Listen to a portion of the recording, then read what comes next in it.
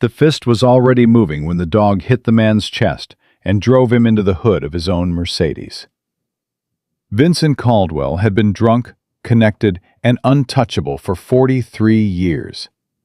He had run a red light in 2019 and walked away. He had assaulted a valet in 2021 and paid it off. Tonight he had driven his car onto a sidewalk at 40 miles an hour, hit a 70-year-old man, and was now standing over that man's wife with his arm raised. He expected the same outcome as always. He had not accounted for Officer Jake Mercer, and he had not accounted for the dog. Subscribe to our channel right now and drop your city in the comments.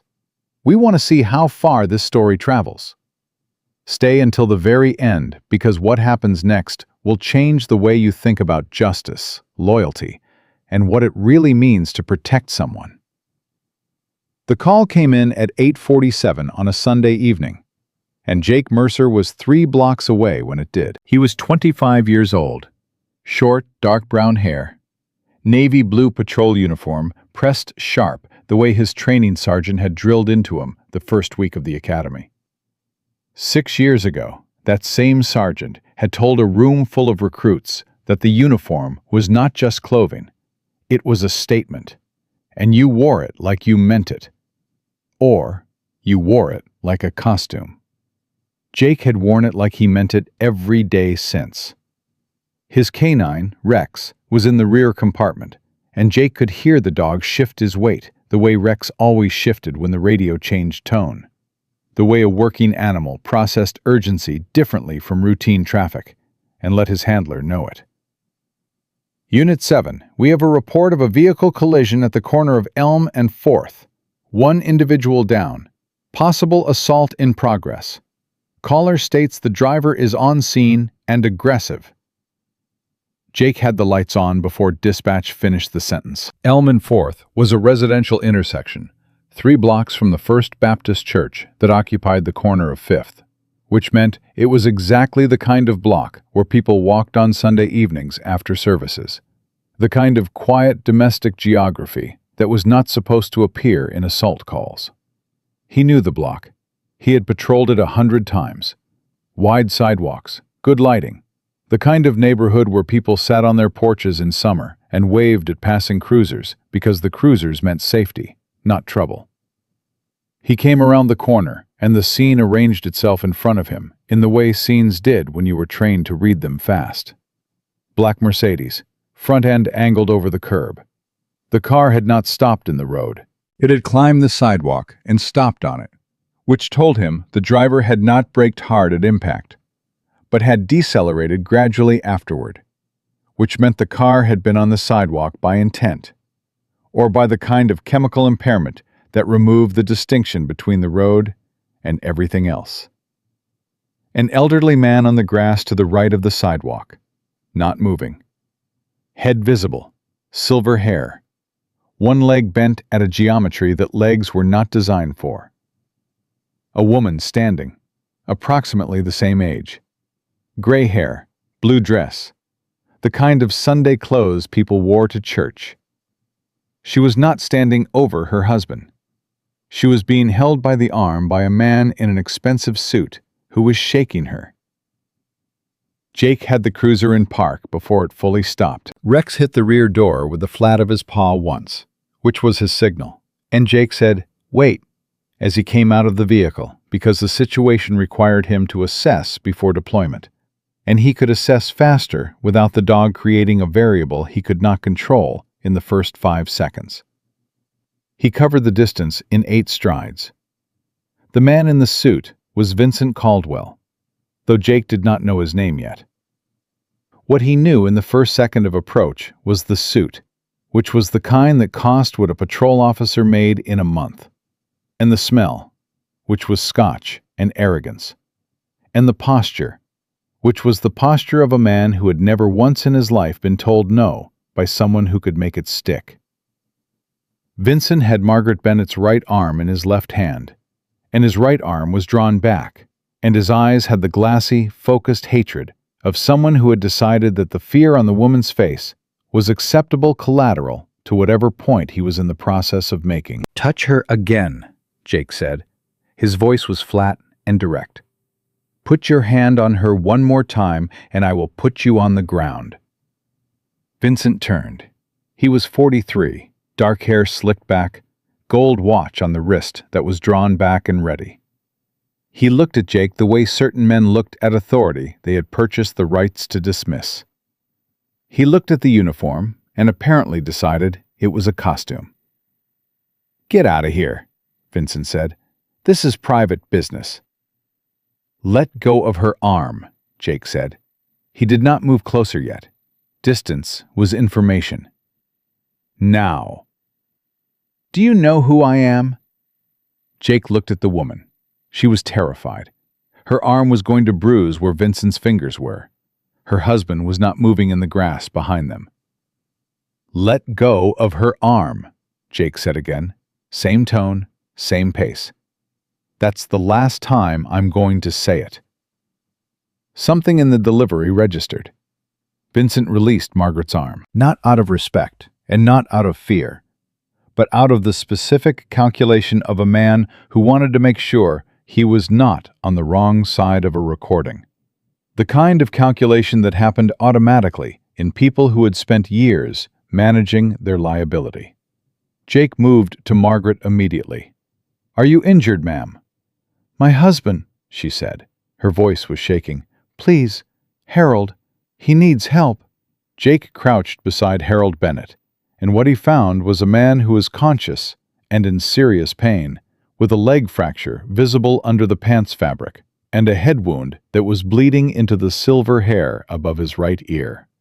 Harold's eyes were open and tracking. His breathing was shallow, but present. Jake called it in immediately, requesting EMS and backup, his voice level and specific, while one hand stayed on Harold's shoulder, because the instinct to keep physical contact with an injured person was one that training built in early, and Jake had never found reason to override it. "You're all right," Jake told Harold. "Stay still. Help is coming. Can you tell me your name?" "Harold," the man said. His voice came from somewhere below the pain. "Harold Bennett." "Harold, I'm Officer Mercer. I'm going to stay right here until the ambulance gets here. Don't try to move." "My wife." "She's right behind me. She's okay." Vincent Caldwell had not moved. He was standing beside his Mercedes with his phone out, and his expression was no longer the expression of a man who had been caught doing something. It had shifted into the expression of a man who was constructing a narrative. The face people made when they were deciding which version of events they were going to commit to. Jake had seen that face in domestic calls and in accident scenes, and in the parking lot behind the bar on Route 9, where the Tuesday fights happened when the weather was warm. The face was always the same, regardless of income bracket. "Sir," Jake said without standing, "step away from the vehicle and keep your hands visible." "I'm calling my lawyer," Vincent said. "You're welcome to do that. Step away from the vehicle first." "This is my vehicle." "It is. Step away from it." Vincent moved 3 feet from the Mercedes and kept his phone at his ear and his eyes on Jake with the focused contempt of a man who was already planning the version of this where he was the victim. Jake cataloged that look and filed it. Margaret crouched beside Harold, taking his hand. She looked up at Jake. "He drove onto the sidewalk," she said. "We were on the sidewalk. We've walked this block every Sunday for 30 years. We never go in the road." "I understand," Jake said. "He's saying we were in the road. He's going to say we walked into traffic. But we were on the sidewalk. I need you to believe me." "I'm going to investigate what happened," Jake said. "Right now, the only thing that matters is your husband." She nodded. Her eyes filled, but she held it. The EMS unit arrived 4 minutes after Jake's call, which was 2 minutes faster than the response average for this district. And Jake had never once, in 6 months on this patrol sector, been grateful for those 2 minutes as specifically as he was right now. Because Harold Bennett's breathing had changed in the interval, and changed in a direction Jake did not like.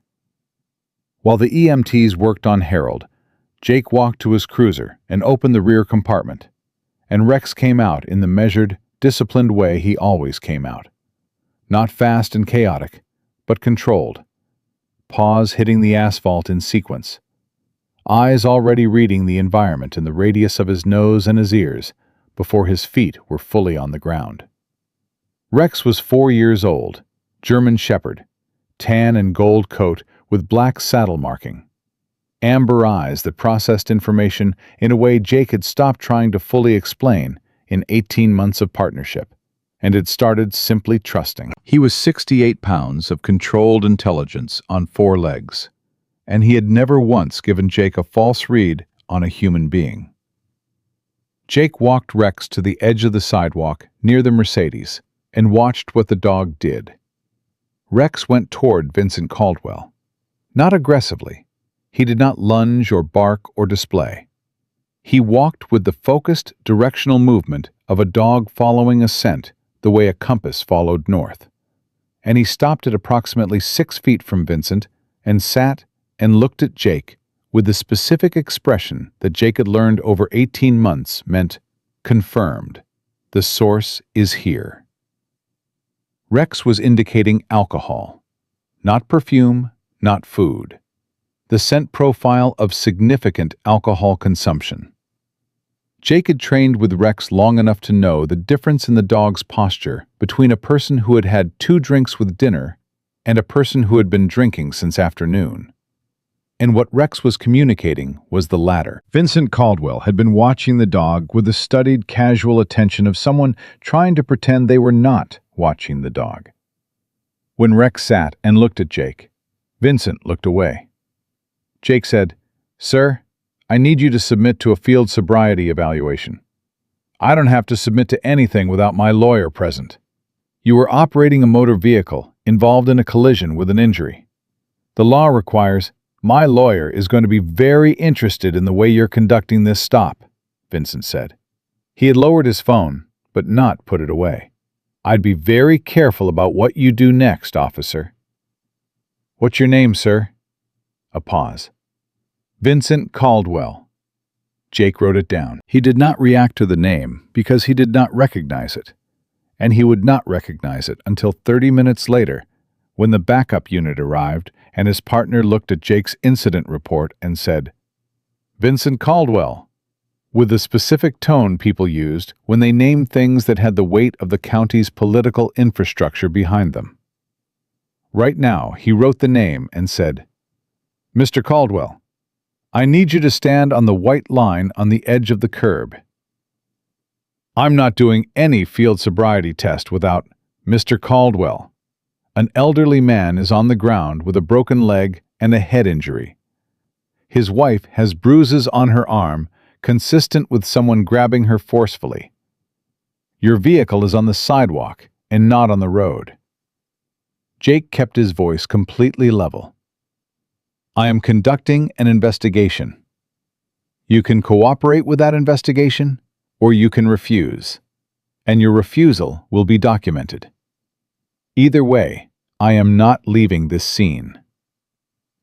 The EMS team had Harold on a stretcher. Margaret was beside him, holding his hand, speaking to him in the low, private voice of 50-something years of marriage.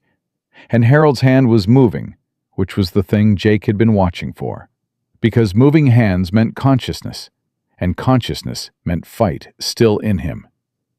Vincent looked at Rex. Rex was still sitting, still watching, still communicating with his posture the way a working dog communicated, the total absence of aggression in him, making his focus more rather than less unnerving.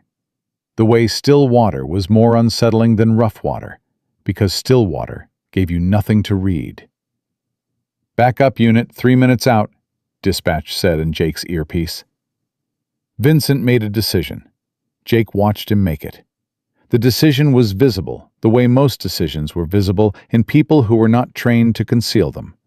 A shift in the jaw, a settling of the shoulders, the specific physical adjustment of someone who had resolved on a direction. "I want to talk to whoever is in charge," Vincent said. "I want a supervisor on scene." "One is en route," Jake said. "In the meantime, Mr. Caldwell, I would like you to—" "I hit a bump in the road," Vincent said. His voice had changed. The anger was still there, but it had been organized. "I was driving normally. I hit something in the road, and these people came out of nowhere. I couldn't stop. It was an accident. These things happen."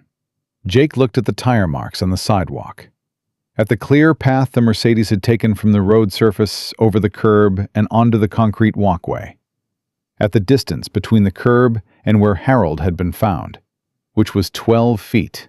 Which was 12 feet of sidewalk the car had traveled before impact. "These things happen," Vincent said again. His voice was finding its footing, the tone of a man who had told a version of events enough times that it was beginning to feel accurate. Rex made a sound, not a bark, a single low note that was not quite a growl and not quite a whine. The sound he made when something he was monitoring changed in a way that required Jake's attention. Jake looked at his dog. Rex was looking past Vincent toward the rear of the Mercedes, and his ears had moved forward, and his weight was no longer back in the patient sitting posture, but forward, balanced, the posture of an animal who was no longer monitoring and was now preparing. Jake's hand moved to Rex's harness, and from the direction Rex was looking, a car door opened that should not have been opening. Because that was Vincent's passenger door, which Jake had assumed was empty, and from that door came a man who was not part of any version of this situation that Jake had constructed in the first 12 minutes on scene. The man was large, heavy-set, wearing the kind of black jacket that people wore when they wanted the jacket to be the least interesting thing about them. He was not drunk. He was entirely sober and moving with a purpose that was the opposite of the casual arrival of a bystander. Rex came to his feet. "Rex, stay," Jake said. The man stopped. In the silence that followed, with the EMS team loading Harold Bennett and Margaret holding her husband's hand, and the streetlights coming on along Elm Street in the Sunday evening that was not supposed to look like this, Jake Mercer understood 3 things simultaneously. The first was that Vincent Caldwell had not been alone in that car. The second was that the man getting out of the passenger side had not been there by accident. And the third was that what had started as a drunk driving call was something else, something with more layers than a single impaired man making a single catastrophic choice, and that the next several hours were going to require everything he had. Rex pressed against Jake's left leg. "Ready." The man's name was Derek Sloan, and he had a private security license from the state of Virginia and a record that was technically clean and practically a monument to what money could make disappear. Jake found that out later. In the moment, what he knew was that Sloan was large, sober, and had been sitting in Vincent Caldwell's passenger seat for the entire duration of an incident in which his employer had struck an elderly man with a vehicle and then assaulted the man's wife, and had said nothing and done nothing until the moment Harold Bennett was loaded into an ambulance and the scene began to stabilize. That timing was not accidental. "Sir," Jake said, "stay where you are." Sloan raised both hands with the practiced ease of someone who had been through police contact enough times to know the choreography. "Not a problem, officer. Just getting some air." "Stay at the vehicle." "Absolutely." Sloan leaned back against the Mercedes with a casualness that was entirely constructed, the physical language of a man communicating that he was relaxed in a situation that required him to be anything but. Rex had not taken his eyes off Sloan since the door opened. The dog was still pressed against Jake's left leg, but his attention had divided, running the same calculation Jake was running, which was 2 subjects, 1 officer, and the geometry of the space between them. Backup arrived 90 seconds later. Officer Dana Whitfield came out of the cruiser fast and read the scene the same way Jake had, her eyes moving from the Mercedes to Harold's absence, to Vincent, to Sloane, to Jake, to Rex. "What do we have?" she said quietly, coming up beside Jake. Driver of the Mercedes, possibly intoxicated, refusing field sobriety. Elderly male victim transported to Millbrook General, broken leg and head wound. Elderly female victim, soft tissue injury to arm, released at scene pending statement. And a passenger who didn't announce himself until the ambulance left. Jake kept his voice low. "His name is Vincent Caldwell." Whitfield's face did something. It was a small thing, a barely perceptible shift in the muscles around her jaw. And Jake noticed it because he noticed things, and because in 6 months of shared patrol shifts, he had learned that Dana Whitfield did not have involuntary reactions to names, unless the names meant something. "Say that again," she said. "Vincent Caldwell." He gave it voluntarily. Whitfield looked at the man in the expensive suit, at the gold watch, at the posture of someone who had already decided how this was going to end. "Jake," she said, and her voice had something in it that was a warning and a piece of information at the same time.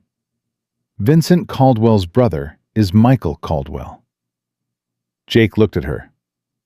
"District Attorney," she said. The information settled into the situation like a stone dropped into standing water, the ripples of it touching everything simultaneously.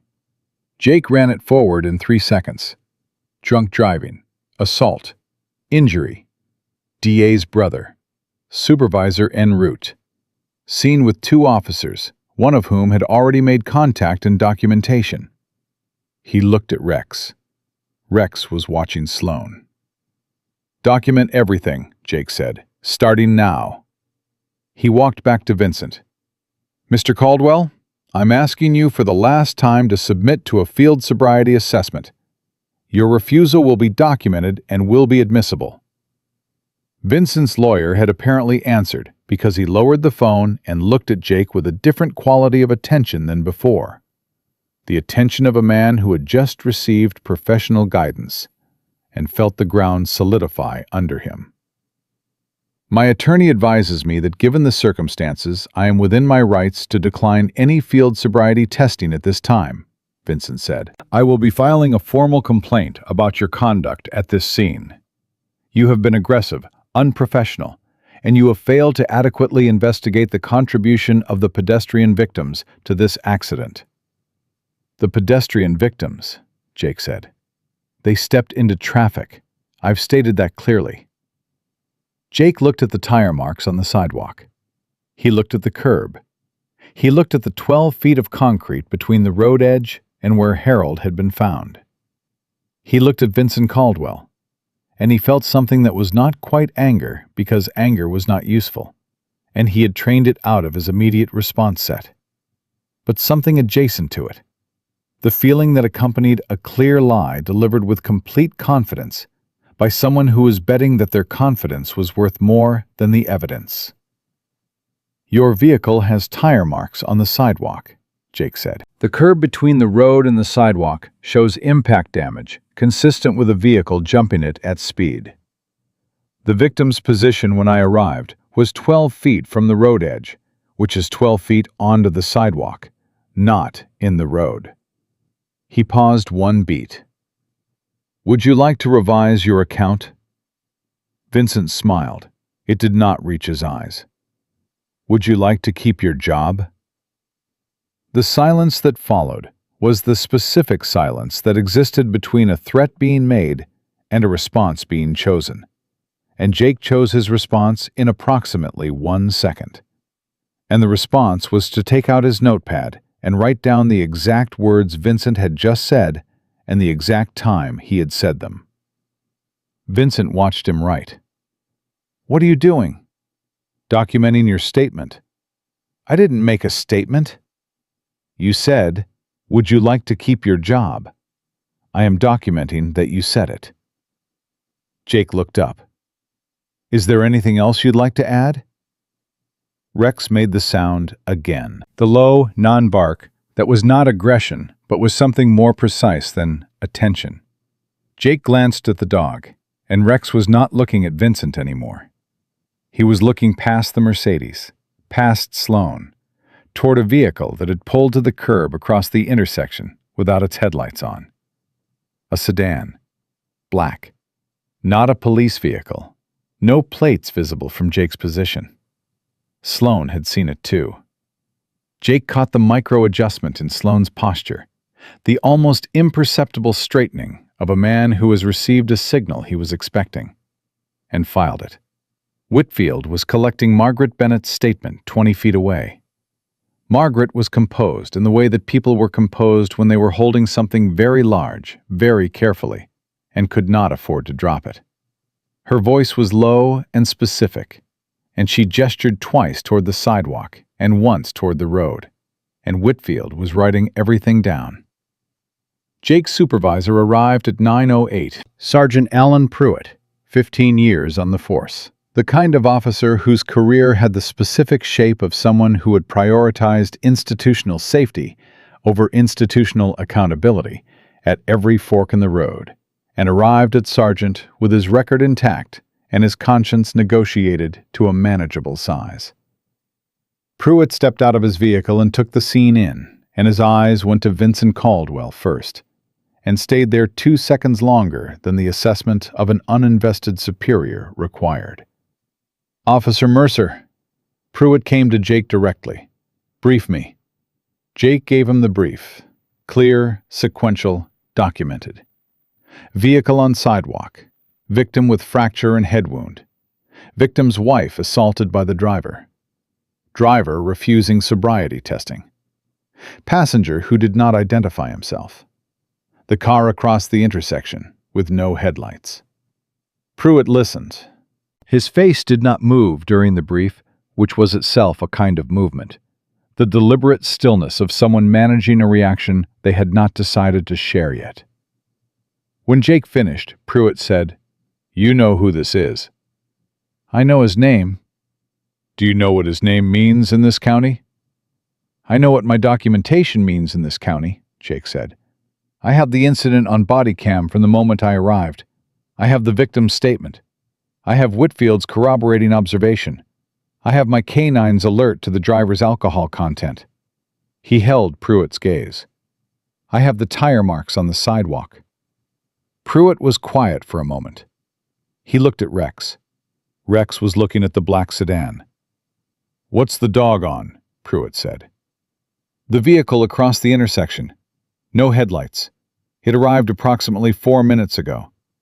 The passenger of the Mercedes reacted to its arrival in a way that suggested he was expecting it." Pruitt looked at the sedan, looked at Sloane, looked at Vincent. His jaw worked once and then stopped. "Mercer," he said, and his voice had dropped to the register people used when they were saying two things at once.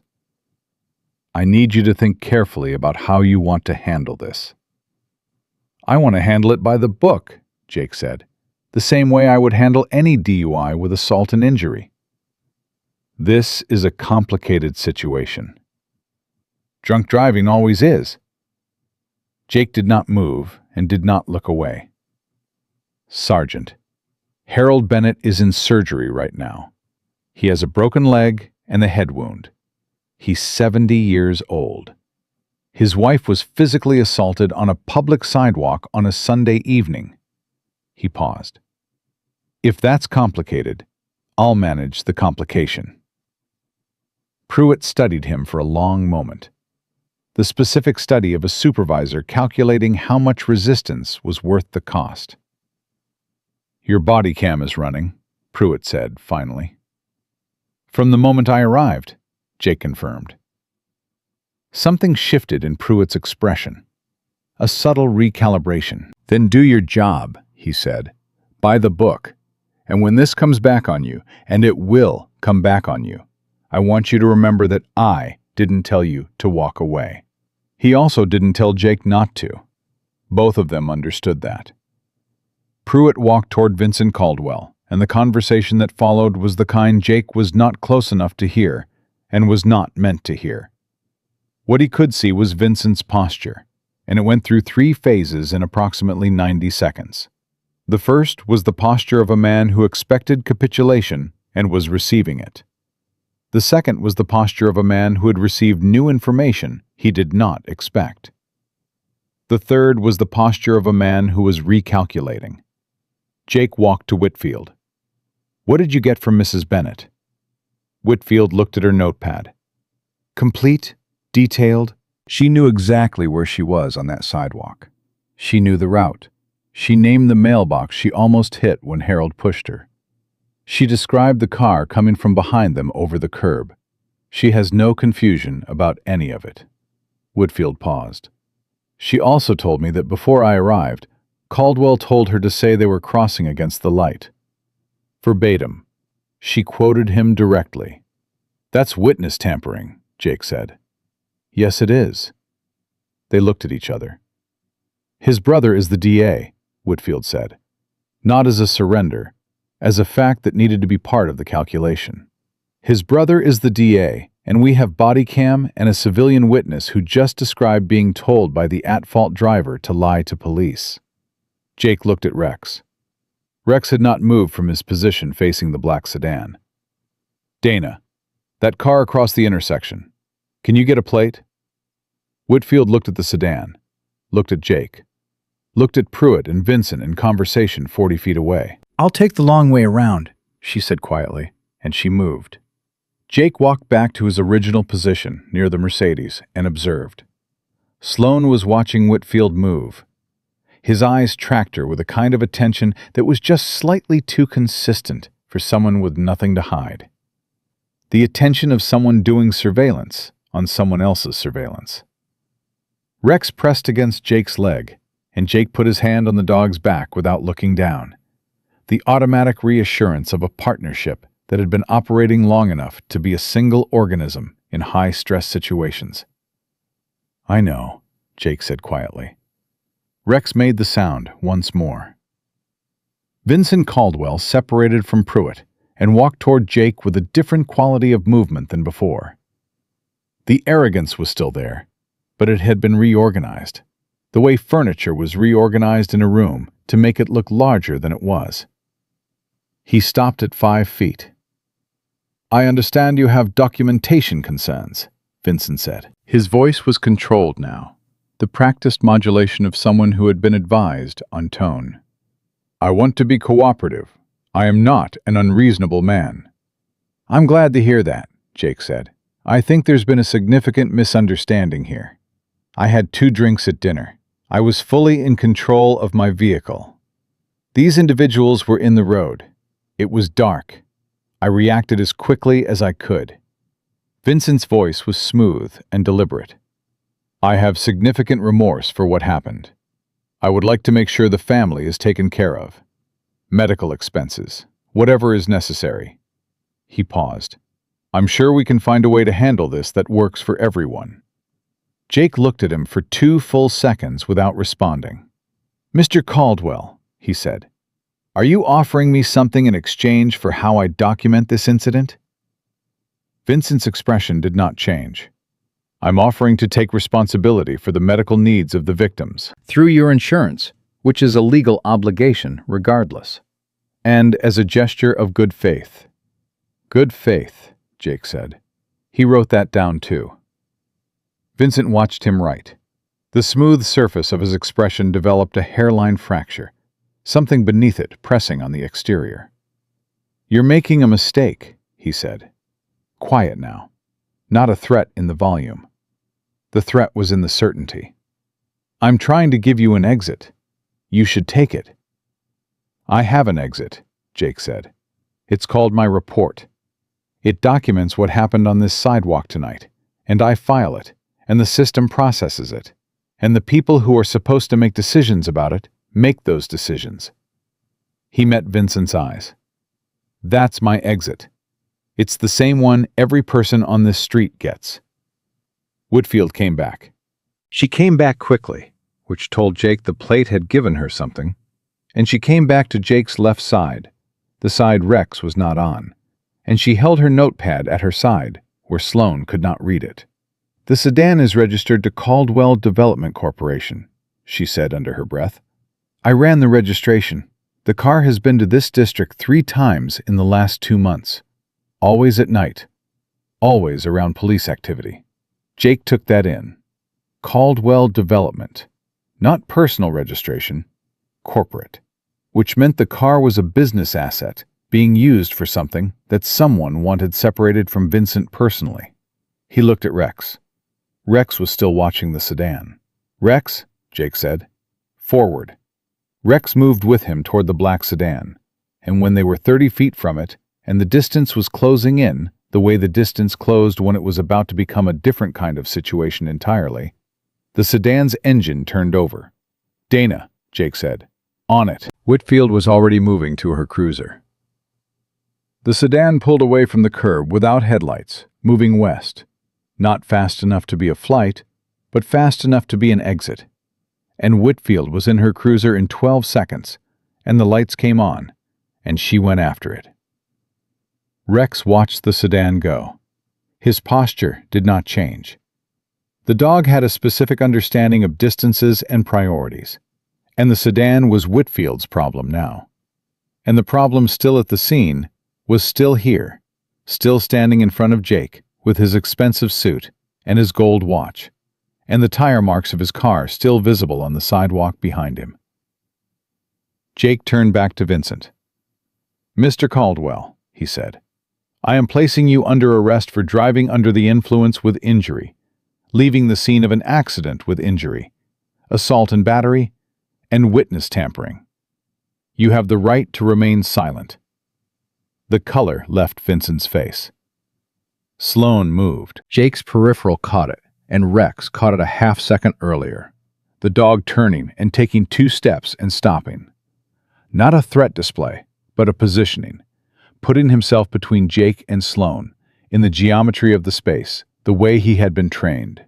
The way he did it every time without being instructed to do it, because the training was not a set of commands, it was a set of values, and Rex knew them. Sloane stopped. "I'd advise you to stay where you are," Jake said without turning. "You're making an enormous mistake," Vincent said. His voice had cracked open, and what was inside it was not anger, it was fear.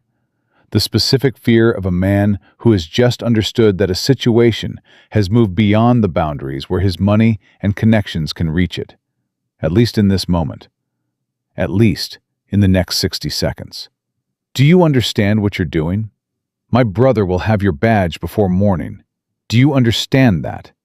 You have the right to remain silent," Jake said. "Anything you say can and will be used against you in a court of law." "I will ruin you," Vincent said.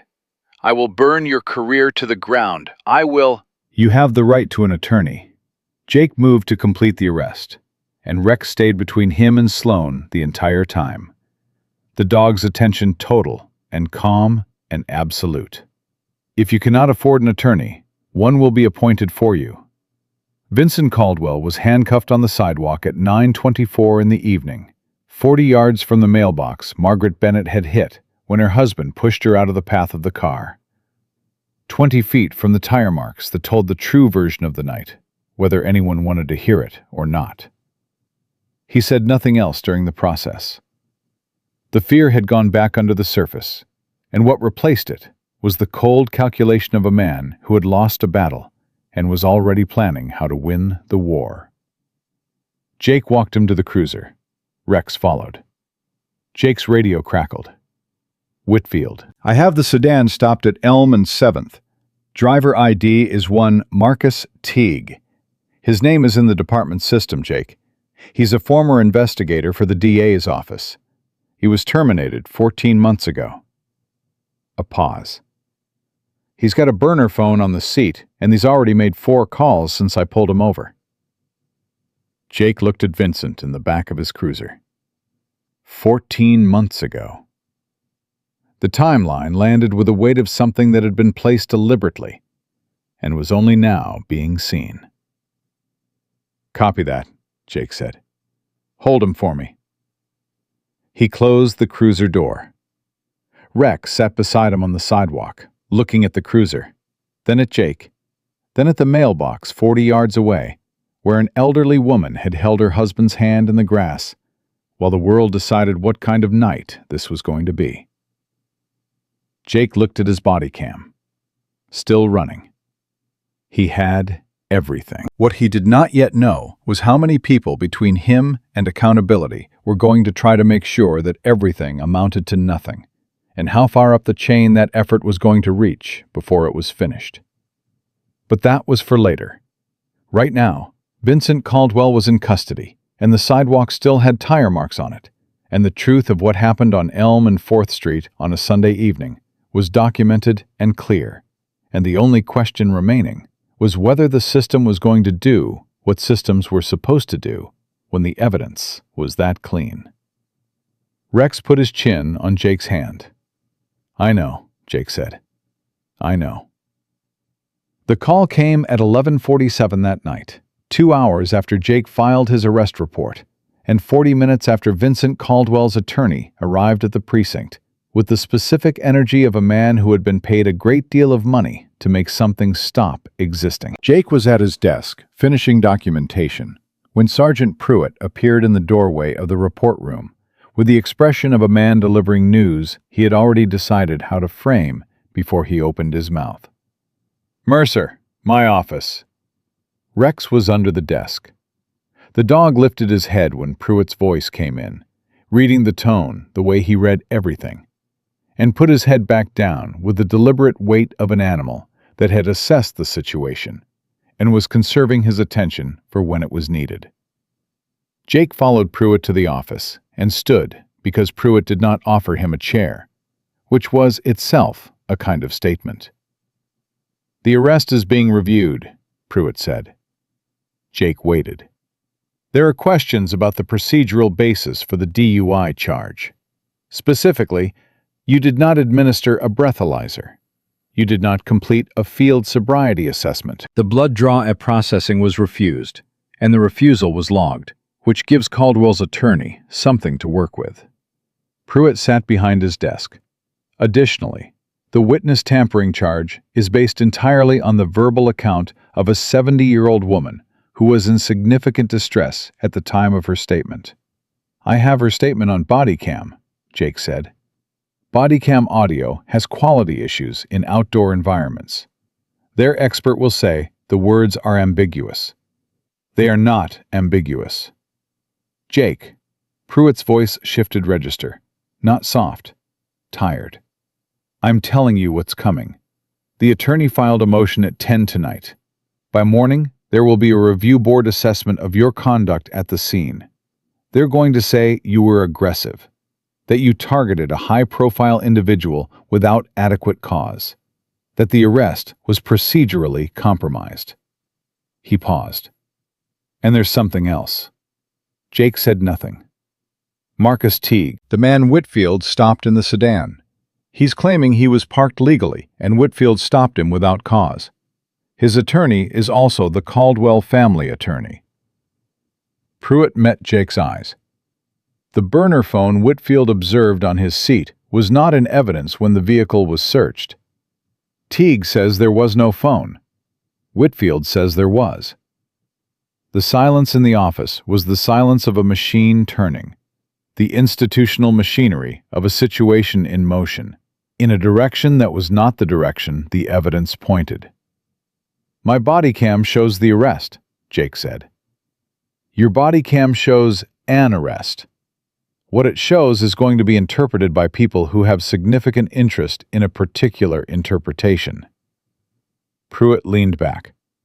"I'm not telling you what to do. I'm telling you what you're walking into. You told me to do my job by the book. I know what I told you. Then the documentation exists. The report is filed. The arrest was made." Jake kept his voice completely flat. "If the review board has questions, I'll answer them." Pruitt studied him for a moment, with the expression of a man looking at someone who had not yet learned the specific lesson that Pruitt had learned somewhere in his second decade on the force. The lesson about what happened when the system's formal function and its actual function diverged, and you had to decide which one you were going to serve. "Go home," Pruitt said. "Shift's over." Jake went home. He did not sleep. He sat at the kitchen table with Rex on the floor beside him and went through the body cam footage on his personal tablet 3 times.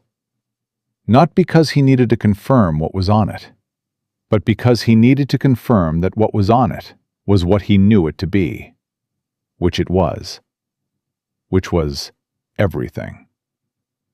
The arrest was clean. The documentation was clean. The timeline was clean. What was not clean was the system the documentation had to travel through to produce a consequence. He called Margaret Bennett at 7:15 the following morning. He had her number from the statement intake, and he had not called it the night before because there was nothing useful he could tell her at midnight, and the morning was early enough. She answered on the second ring. "Mrs. Bennett, this is Officer Mercer." "I know." Her voice was alert. She had not been sleeping either. "How is Harold?" "I don't have an update from the hospital. I'm calling about the case." A pause. "What's happening?" "I want to be honest with you about what the situation looks like this morning. The arrest I made last night is under review. Mr. Caldwell's attorney is filing procedural challenges. It's possible the charges will be reduced, or the case referred to an outside process." The silence on Margaret's end lasted 4 seconds. "You're telling me he might walk away?"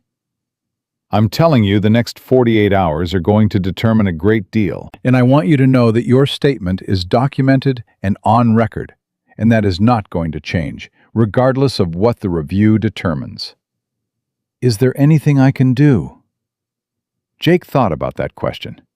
He thought about the tire marks on the sidewalk, and the sedan that had been watching the scene, and the burner phone that had disappeared between Whitfield's observation and the search of the vehicle.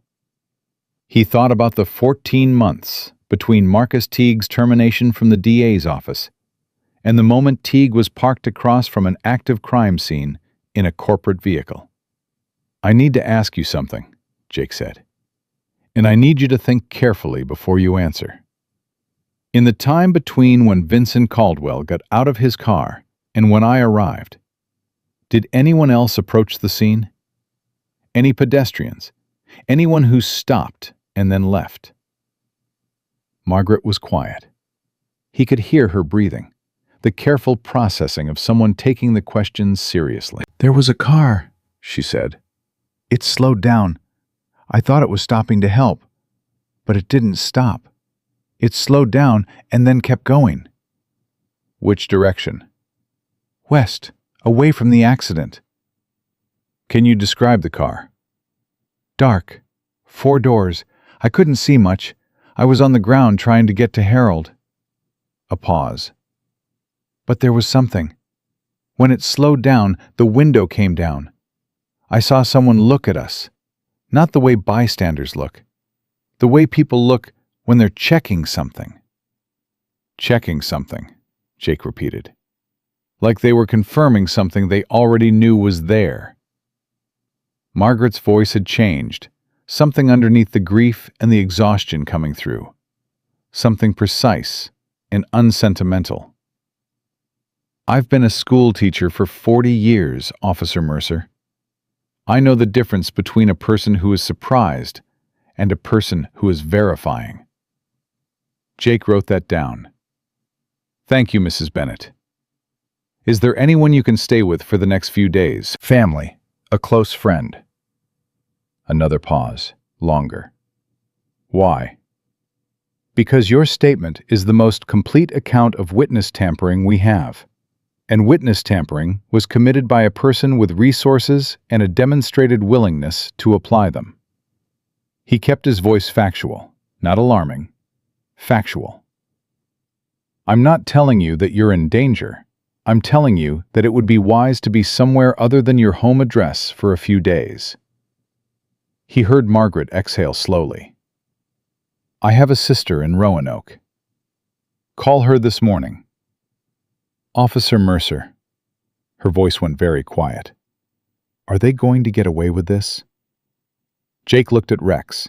The dog was watching him with the amber attention that was not a question and not an answer, but something between them. The steady presence of a partner who was waiting for the direction and was ready for it, regardless of what it was. "Not if I can help it," Jake said. He hung up and sat for 30 seconds, and then picked the phone back up and called the one person he knew who existed at the intersection of institutional access and complete independence from the Millbrook County power structure.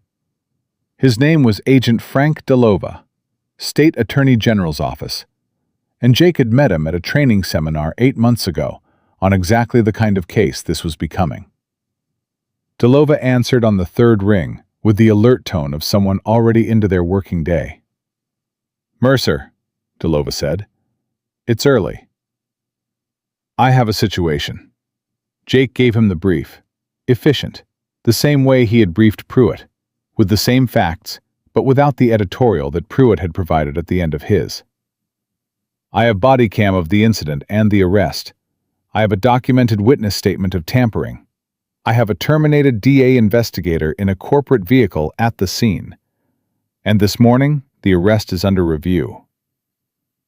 DeLova was quiet for 5 seconds. "Michael Caldwell's brother?" "Yes." "Send me the body cam footage. All of it. Not selected sections. Everything from activation to deactivation." A pause.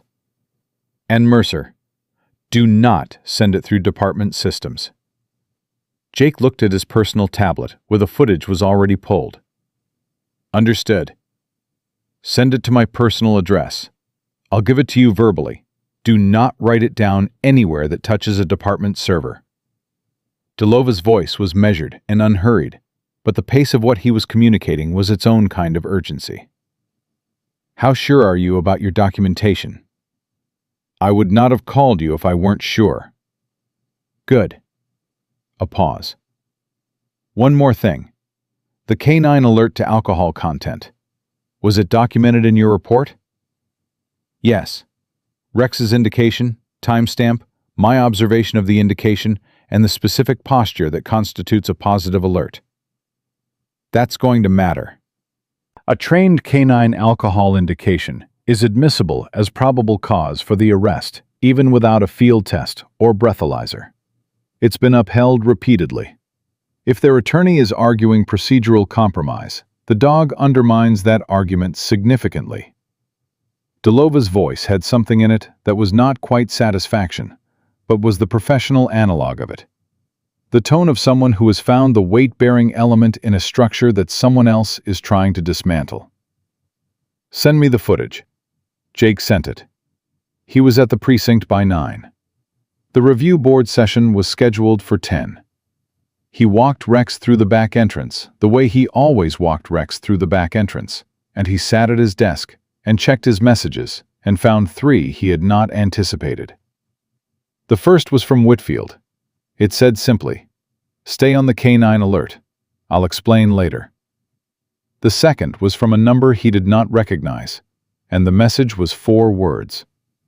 "We have the camera." The third was from the hospital. Harold Bennett had come out of surgery. He was stable. He was asking about his wife. Jake read all 3 and then read them again in the order they mattered.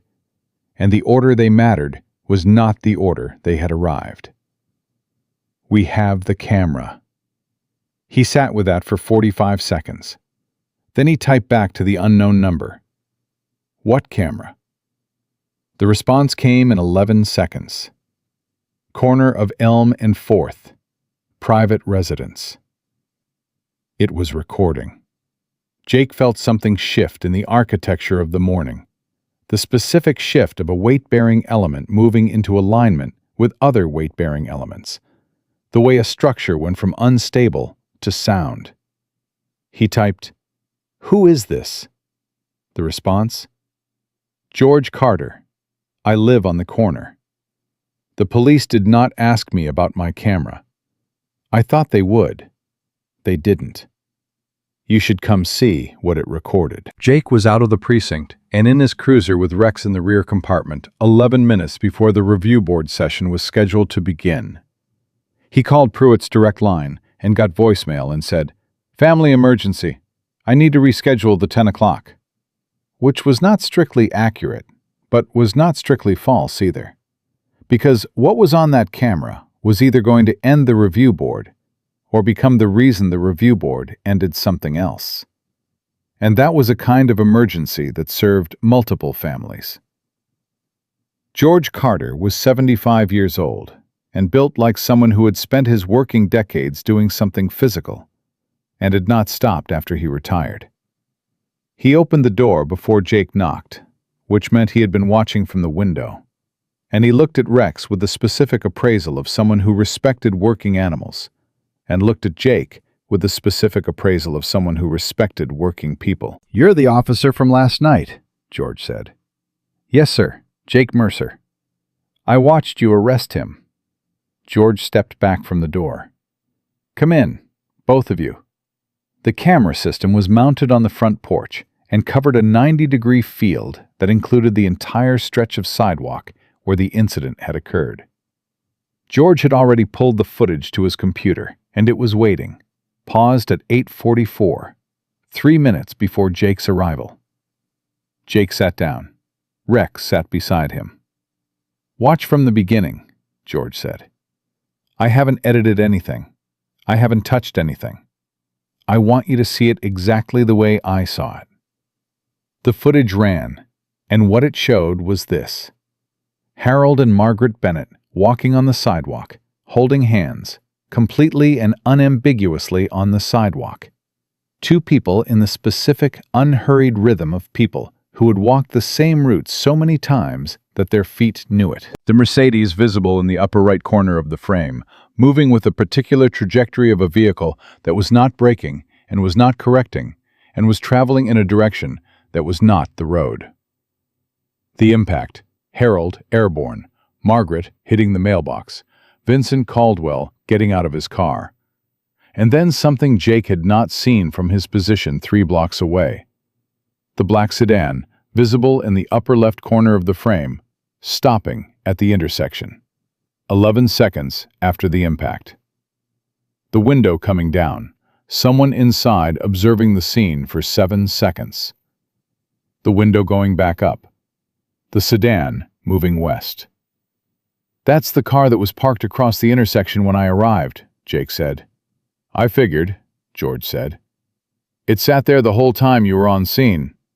I didn't know it was significant until I watched the footage this morning and saw it show up at the accident 11 seconds after impact." Jake looked at the timestamp. 11 seconds. The impact occurred, and 11 seconds later, a dark sedan with no headlights was at the intersection looking at the scene. Not passing through. Not a bystander stopping from surprise. 11 seconds from impact to verified observation. That was not a coincidence. That was a response time. "Mr. Carter," Jake said, "I need this footage." "I know you do. I made 3 copies last night." George handed him a drive. "This is the original, unmodified. I kept 1 copy here and sent 1 to my daughter in Richmond, with instructions to hold it until I tell her otherwise." Jake held the drive and felt the weight of it. The specific weight of evidence that was clean and time-stamped and required no interpretation. Evidence that showed exactly what had happened on a public sidewalk in the specific and irreversible detail of a camera that had been there when it mattered, and had not been asked about, because not asking about it had been someone's deliberate choice. "Sergeant Pruitt was on scene," Jake said. It was not a question. "He was." George's voice was level. "He walked the length of the sidewalk. He looked directly at my porch. My camera is not small. It's not hidden." George met Jake's eyes. "He did not come to my door." Jake sat with that for a moment. Then he called Delova. Delova picked up immediately. "Tell me." "I have a residential security camera that recorded the entire incident. Footage shows the victims on the sidewalk. Footage shows the impact. Footage shows a dark sedan arriving at the scene 11 seconds after impact, observing for 7 seconds, and leaving before patrol response." Jake kept his voice at the same pace throughout. "The responding sergeant walked past this camera on scene and did not inquire about it. The silence on Delova's end lasted 4 seconds. How old is the homeowner? 75. Retired. Former military. Will he testify? Jake looked at George Carter, who had been listening to the call without pretense of not listening, because George Carter was the kind of man who had nothing to pretend and no reason to start. Ask him yourself, Jake said, and handed the phone across. George took it. George Carter. Yes, I'll testify. I've testified before. I testified at a court-martial in 1974, and I'll testify at this one, if that's what it takes. A pause while Delova spoke. No, I am not concerned about the Caldwell family. I outlasted the last administration and the one before that. I'll outlast this one. He handed the phone back to Jake. Delova said, I'm driving to Millbrook. I'll be there by 1 this afternoon. Do not submit that drive through department channels. Do not tell Pruitt you have it. Go to the review board at 10, answer their questions, and give them nothing about the camera. A pause. Can you do that? Yes, Jake said. Your K-9 documentation. Is Rex's name in the report with his certification number? Yes. His certification records. Are they current and on file with the state registry? Current and perfect, Jake said. Rex had not had a failed assessment in 4 years of service. Good. The K-9 alcohol indication is your anchor on the arrest procedure. Everything else is supporting. Don't let them separate the anchor from the structure. Delova's voice was moving at a different pace now, the pace of someone assembling something. One more thing. The sedan. 11 seconds. Yes. That's a response, not a witness. Someone was monitoring the situation and deployed to confirm the outcome before patrol arrived. Delova was quiet for a beat. Mercer, this is not just a cover-up of a DUI. This is an organized response to a situation that someone anticipated. The question is what they anticipated, and when they anticipated it. Jake looked at Rex. Rex was looking at George Carter with the calm appraisal of a dog that had decided someone was trustworthy and was finished deciding it. I'll be at the review board at 10, Jake said. Do that. And Jake, if anyone on that board asks you whether you have additional evidence not yet in the record, say yes. Just yes. Nothing else. Understood. He hung up. He looked at George. Thank you, sir. Don't thank me, George said. My wife used to walk that same block on Sunday evenings, before she passed. He looked out the window at the sidewalk. That could have been her. Jake stood. Rex came with him. At the door, George said, That dog of yours. He was watching the intersection the whole time I was watching you last night. He saw the sedan before you did. He usually does, Jake said. Good dog, George said. It was a simple thing, and it was not a simple thing. The review board was 3 people. Captain Linda Cho, the department's legal advisor, Stephen Marsh, and the civilian oversight representative named Paul Reeves, who Jake had never met, but who Whitfield had told him in a text at 8:52 was independent, genuinely, look him up, with no further explanation. Jake had looked him up in the 12 minutes between leaving George Carter's house and arriving at the precinct. Paul Reeves had filed 2 formal complaints against the Millbrook Department in the past 4 years. Both had been resolved in the complainant's favor. The review board began at 10:03. Cho led. She was methodical and fair, and Jake had respected her since his first week in the precinct. The respect that came from watching someone do their job with consistent integrity in an environment that did not always reward it. She walked him through the incident chronologically. He answered each question with the specific precision of someone who had reviewed their body cam 3 times the previous night and was not reconstructing memory, but confirming record. When they reached the arrest, Marsh said, the absence of a breathalyzer is the central procedural question. Mr. Caldwell refused the field sobriety assessment, which is his right. Without a chemical test, the DUI charge rests on officer observation and your canine alert. Is that correct? That is correct, Jake said. Rex's indication of alcohol was documented at 9:02 on my body cam. His certification number and current assessment records are in the report. A trained canine alcohol indication constitutes probable cause under Virginia Code 18.2-268. Marsh wrote something. Reeves said, "The witness tampering charge. Mrs. Bennett's statement is the sole basis. Her statement is documented on body cam audio. The words are clear. Their expert will challenge the audio quality." My body cam is department-issued equipment, tested and certified at calibration 6 weeks ago. The outdoor recording quality meets or exceeds the standard required for evidentiary use under department protocol. Jake met Reeves's eyes. And I was present. I heard the words. My testimony is additional documentation independent of the recording. Reeves was writing something now. Cho said, "Officer Mercer, do you have additional evidence not yet in the formal record?" Jake heard Delova's voice in the back of his mind. Just, yes, nothing else. "Yes," Jake said. The room changed, not dramatically, but changed. The way a room changed when the weight of what was in it shifted from one side to the other. Cho looked at him. "Can you characterize its nature?" Video documentation of the incident from a third-party private source. Time-stamped, unmodified. In the custody of the State Attorney General's office as of this morning. Jake held Cho's gaze. "Agent Frank Delova will be in Millbrook by 1 this afternoon." The room was quiet for 3 seconds. Paul Reeves set his pen down, and from the hallway outside the review boardroom, through the closed door, Jake heard something that he recognized after one beat of identification.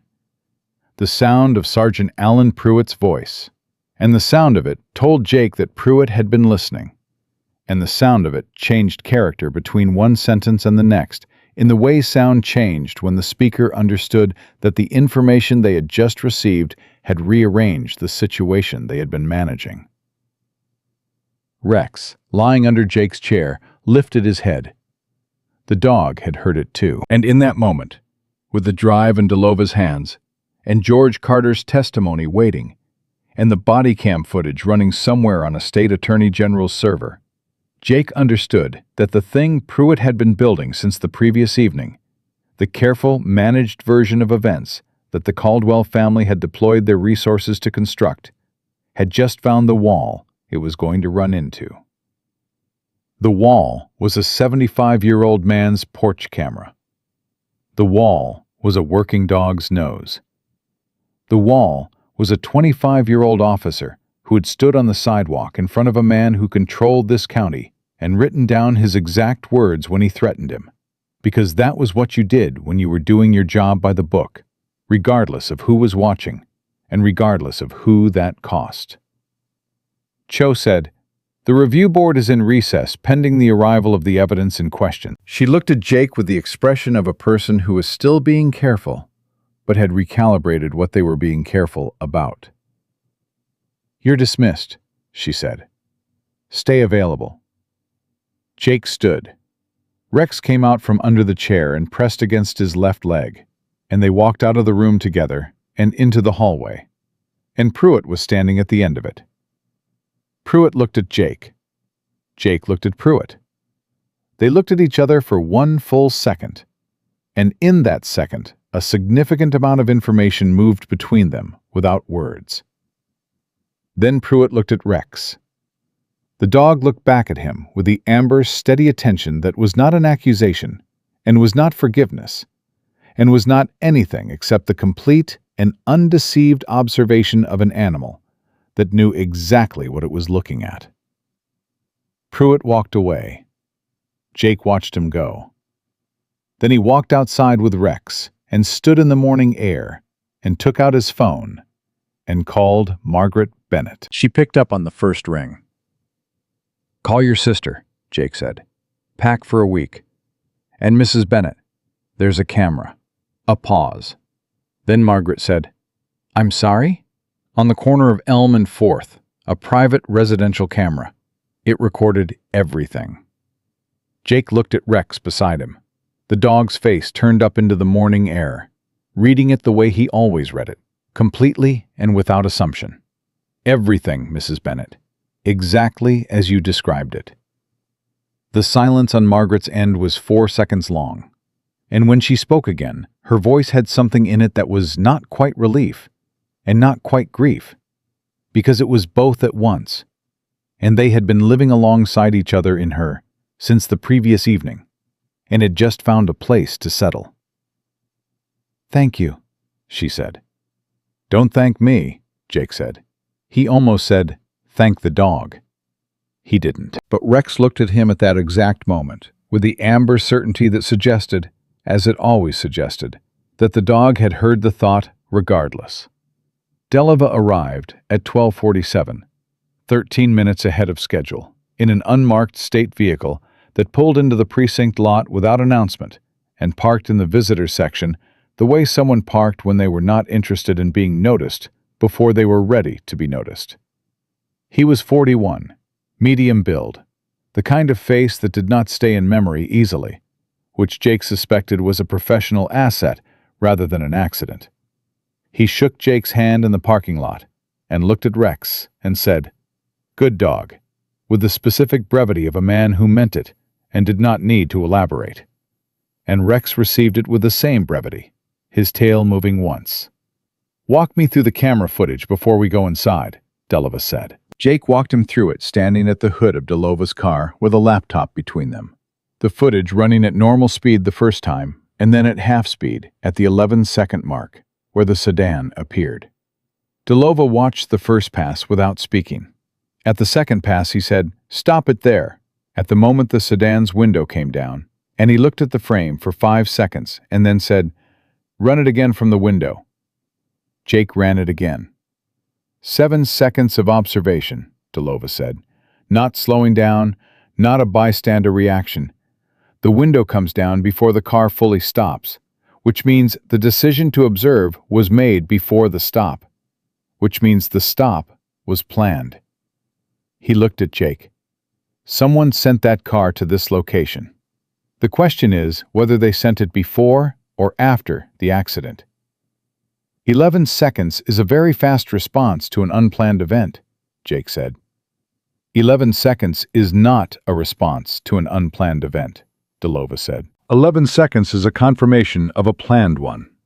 He closed the laptop. The Caldwell Development Corporation. When did it file its last project permit in this county? Jake had not been expecting that question. I don't know. 6 weeks ago. A zoning variance application for a residential development on the east side of Millbrook.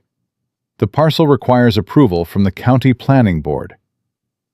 Delova looked at the precinct entrance. The Planning Board chair's name is Arthur Reeves. Not the same Reeves on your review board. The Planning Board chair's largest campaign donor in the last election cycle was Caldwell Development Corporation.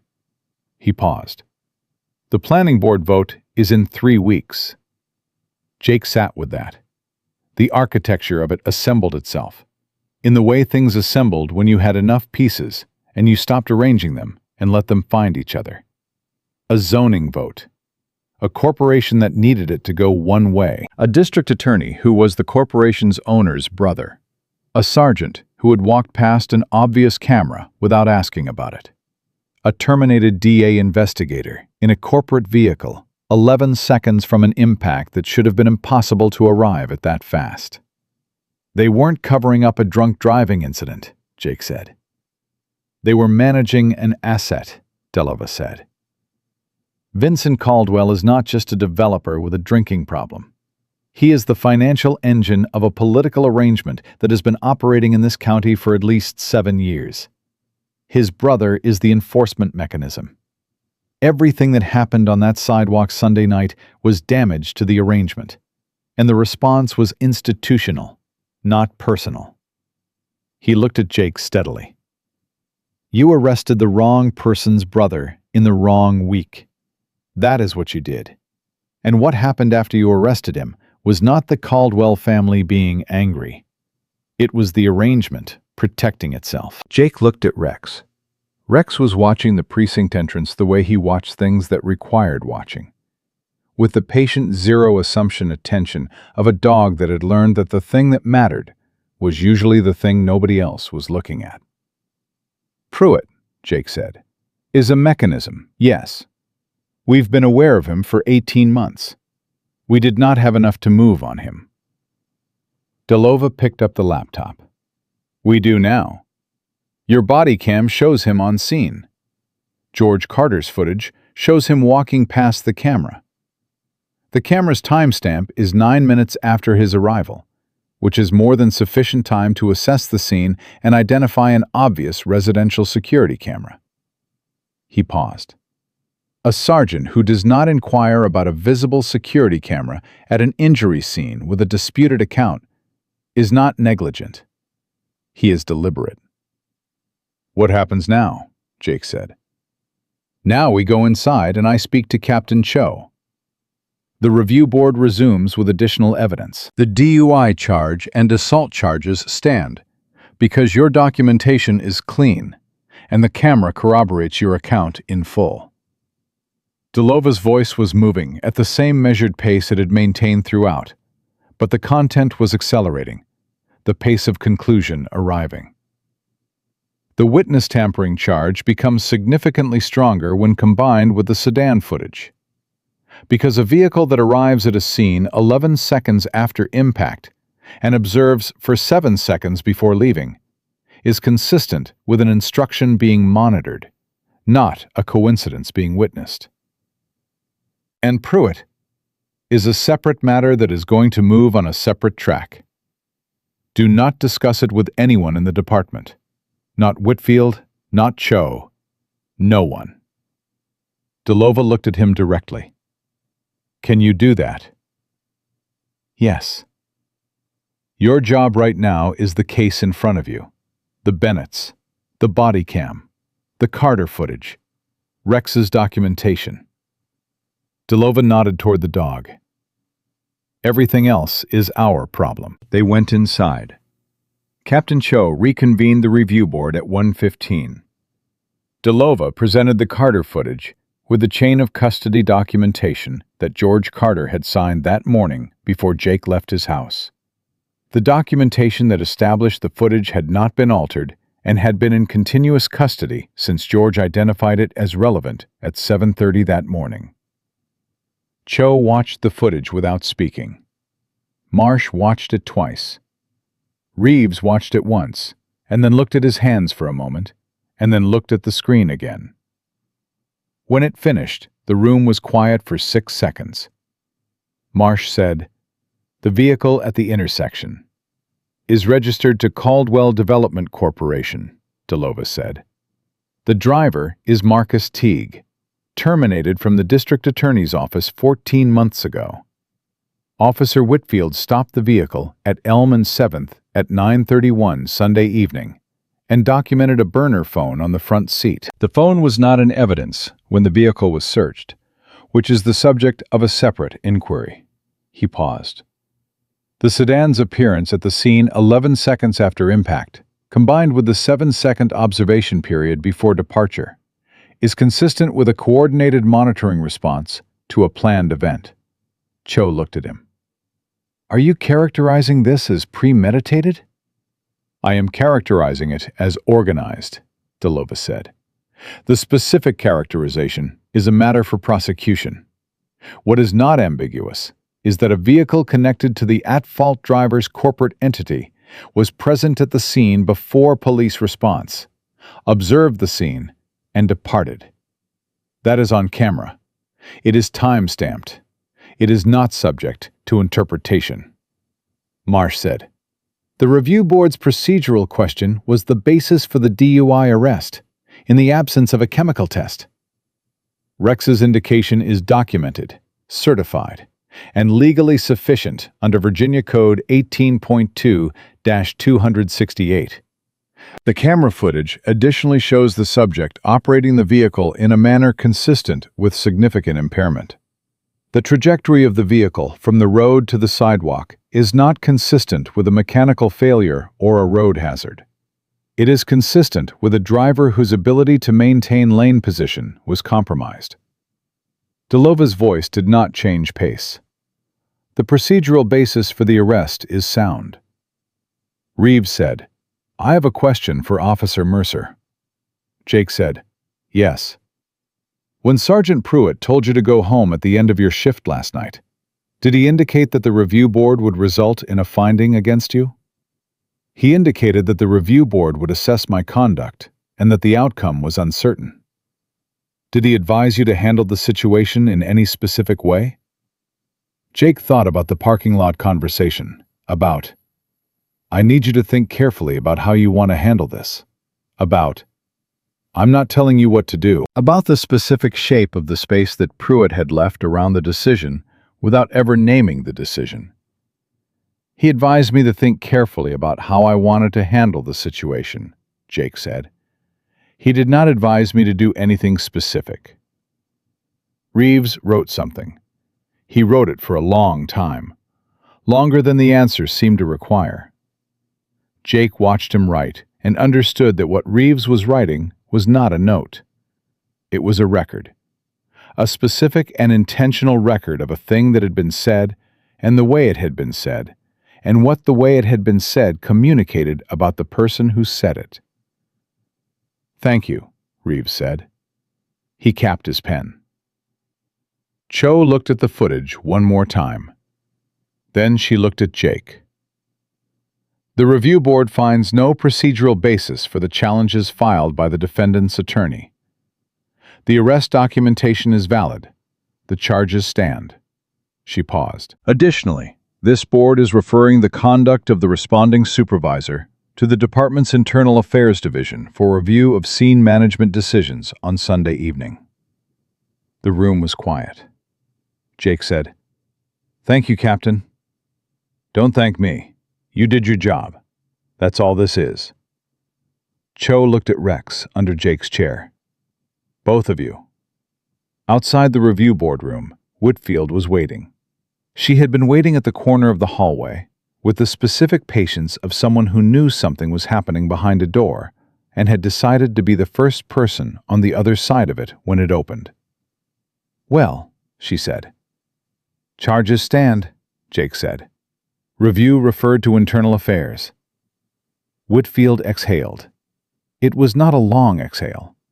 It was the compressed exhale of a person who has been holding tension for 16 hours and is releasing the specific portion that is safe to release while keeping the rest until the situation is fully resolved. "Pruitt." "Don't," Jake said, not harshly. Exactly the way Delova had said it to him. "Not yet. Not here." Whitfield looked at him. She understood. She had been a police officer long enough to understand the difference between the moment something was finished and the moment something was safe to discuss. "The phone," Jake said. "The burner. Teague's vehicle." "Gone when I searched it," Whitfield said. "He had it in his hand, and then he didn't. I cannot explain how." She paused. "But I know what I saw. Your body cam was running." She met his eyes. "Audio is going to be a question, but I know what I saw. Delova's office is going to want your account." "I already called them," Whitfield said. "This morning, before the review board." She looked at Jake with the level expression of someone who had made a decision in the middle of the night and was standing by it in the daylight. "I figured if you were going that direction, I should be in the same lane." Jake looked at his partner and felt the specific thing you felt when you discovered that someone who worked beside you had arrived at the same conclusion independently and had acted on it before you knew they had. It was not surprise exactly, it was confirmation. The thing that happened when you found out the person you had been trusting was trustworthy. "Thank you," he said. "Don't," she said, the same way he had said it to her. And then she almost smiled. "Buy me coffee later." His phone went at 2:40. The hospital. Jake stepped outside to take it, and Rex came with him. The way Rex always came with him. The automatic companionship of a partner for whom proximity was not a choice, but a condition. The caller was a nurse from the surgical floor, and her message was that Harold Bennett was awake and asking to speak to the officer who had been on scene Sunday night, and that Mr. Bennett had been asking since 11 o'clock that morning and had been told the officer would call when available, and had responded to that information by asking 3 more times. Jake drove to Millbrook General. Harold Bennett was in a room on the 3rd floor, with his leg elevated and his head bandaged, and his eyes fully open and tracking the door from the moment Jake appeared in it. The specific alertness of a man who has been waiting and is not going to pretend otherwise. Rex walked in and went to the bed without being directed, and Harold's hand came down from the bedsheet and landed on the dog's head, and Harold looked at the dog for a moment before he looked at Jake. "He's real," Harold said. His voice was hoarser than Jake remembered from Sunday night. Anesthesia and tubes left a voice like that. "I thought I might have imagined him. In the grass. I thought I saw a dog." "Rex was there," Jake said. He sat in the chair beside the bed. "How are you feeling, Mr. Bennett?" "Like a car hit me." Harold's mouth moved in a way that might have been a smile if the surrounding tissue had been less compromised. "Which is accurate." He looked at Jake. "My wife, Margaret. She told me about the camera, on the phone this morning." "Yes." "She told me it showed everything." "It does." Harold closed his eyes for a moment. When he opened them, something in them had changed. The specific change of a man who had been carrying uncertainty and has just set it down. "When they put me in the ambulance, I thought that was it. I thought that man was going to walk away and there would be nothing. Because men like that always walk away." He paused. "I've seen it before. 40 years of teaching. You watch the world work, and you understand that the official version and the real version are not always the same thing." "They're not always the same," Jake agreed. "But sometimes they are." "The camera," Harold said. "The camera. And Rex's documentation. And your wife's account. And Whitfield's account. And mine." Jake leaned forward slightly. "Mr. Bennett, the charges against Vincent Caldwell are standing. The review of my arrest has been resolved. There is additional investigative activity that I can't discuss in detail, but that is moving in the right direction." He paused. "You're going to get to testify. Both of you." Harold looked at the ceiling for a moment. "My wife kept saying when they loaded me into that ambulance, she kept saying, 'Harold, tell someone. Harold, make sure someone knows.' I told her you were there. I told her you saw." He looked back at Jake. "She said she didn't know if that would be enough." "She was right to be uncertain," Jake said. "It wasn't going to be enough on its own." But it wasn't on its own. "George Carter," Harold said. Jake looked at him. "He called Margaret this morning. He told her about the camera." Harold's hand moved on Rex's head, slow and rhythmic, the movement of someone finding comfort in a texture. "George Carter taught our son in 3rd grade, 35 years ago. His son Marcus and our son Daniel were in the same class." He paused. "Marcus died in Fallujah in 2007. Daniel came to the funeral." Harold's voice had gone to a different register, the register of connections that stretched back beyond the immediate situation. "We've lived in the same neighborhood for 40 years, and I did not know George had a camera. I did not know that when he moved to that corner 30 years ago, he would be the person who had what we needed on the worst night of our lives." Jake thought about the chain of it. George Carter's daughter installing a camera because she worried about her father being alone. A training seminar 8 months ago where Jake had met Frank Delova. Whitfield calling the state AG's office before she knew Jake was going in the same direction. Harold pushing Margaret out of the path of the car, choosing her survival over his own, so that Margaret was standing and conscious and could describe what happened to a responding officer who wrote it down. None of it was inevitable. All of it had been a choice. A series of choices made by ordinary people in ordinary circumstances that became the architecture of something extraordinary when they were needed. "Mr. Bennett," Jake said, "I need to tell you something." Harold looked at him. The morning after the incident, the case was moving toward being closed. The charges were going to be challenged, and the outcome was uncertain. That's the honest account of where it was at 7 in the morning.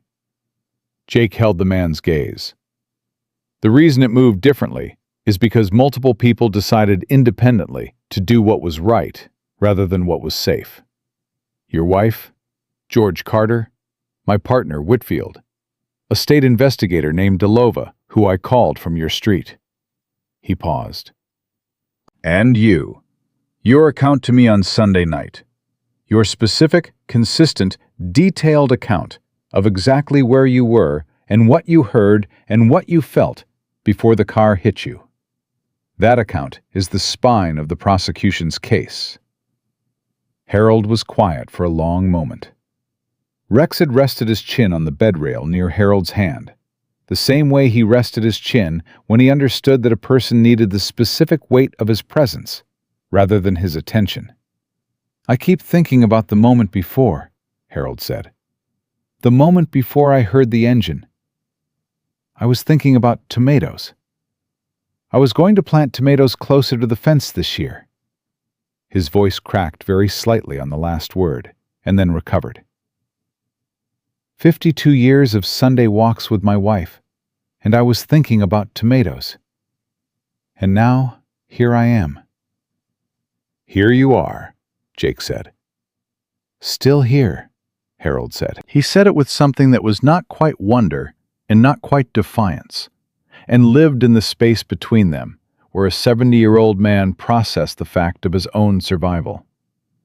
"Still here." Rex made the sound, the low, specific sound that was not a bark and not a whine. The sound he made when something had moved from the wrong direction to the right one. Harold looked at the dog. "He's been here this whole time," Harold said. "He goes where I go," Jake said. "I know." Harold looked from Rex to Jake. "I watched you from the ambulance. The way you stood. The way that dog stood with you. I thought, whoever that young man is, he's not going to walk away from this. He's not the kind who walks away." Jake had nothing useful to say to that, so he said nothing, which was the correct response. At 3:55, Delova called. Jake stepped into the hallway with Rex and took the call standing. "Morrison is in," Delova said. Jake processed the name for 1 second. Deputy Frank Morrison. The officer who had responded with Pruitt on scene and whose name had appeared in Whitfield's traffic stop report as a known associate of the scene cleanup effort. Morrison talked. Morrison talked for 4 hours this afternoon. He talked about Pruitt. He talked about Teague. He talked about the arrangement that has been operating in this county since the current DA took office, which turns out to be 7 years of selective prosecution, case suppression, and a zoning arrangement that has directed $43 million in development contracts to Caldwell-connected entities. Delova's voice was the voice of someone who has just finished assembling a very large structure and is looking at it. Morrison has been on the edge of this for 3 years. He was not a primary actor. He was a person who was told to do specific things at specific times and was paid to not ask why. What was he told to do Sunday night? He was told that if a call came in at Elm and 4th, he should be the first additional unit on scene. He was told that the situation would be managed before he arrived, and that his job was to ensure it stayed managed. Delova paused. He did not know in advance that a second officer would be on scene with body cam and a canine. That was not in the plan. Jake looked at the wall of the hospital hallway, at the linoleum floor and the institutional lights and the unremarkable surface of a building where ordinary things were happening in ordinary rooms, except for the room at the end of this floor, where a 70-year-old man was thinking about tomatoes and holding a German shepherd's chin on a bed rail. They planned for an accident, Jake said. Not for me. Not for you, Delova confirmed. And not for Rex. Morrison said the canine unit in the patrol sector was supposed to be off rotation Sunday night. There was a schedule adjustment on Friday that was supposed to have you on desk assignment. A pause. The adjustment didn't go through. Administrative error. Jake stood with that. An administrative error. A scheduling adjustment that did not process. The specific and irreversible consequence of a paperwork failure that had put him 3 blocks from Elm and 4th on a Sunday evening when someone else's planning had assumed he would be somewhere else. Morrison will testify, Delova said. He is cooperating fully. We have requested a warrant for Michael Caldwell's office. He paused. Jake, this is going to move quickly from here. By tomorrow morning, this is not going to be a local matter. I need you to be prepared for the situation to change significantly in a short period of time. I'm prepared, Jake said. Is there anything you need? Jake looked at Rex. The dog was looking up at him with the amber certainty that had been consistent through every version of the last 36 hours. The certainty that was not affected by administrative errors or scheduling adjustments or the difference between what was planned and what had actually happened. The certainty of an animal that processed the situation in front of it and not the situation that had been anticipated. No, Jake said. We're good. He went back into Harold's room. Rex went to the bed, and Harold's hand found him again. Good news? Harold said. He had read something in Jake's face, the way people read things in faces after decades of attention to other humans. Good news, Jake said. It's moving. Harold nodded slowly. My wife used to say that the truth was like water. You could dam it up for a while, but it always found a way through. He looked at Rex. I think she was right. She was right, Jake said. Harold's eyes were getting heavy. The weight of surgery and medication and the specific exhaustion of a body that had been through significant trauma beginning to collect. Jake stood to give the man space to sleep, and Harold's hand came up from Rex's head and found Jake's wrist and held it for a moment.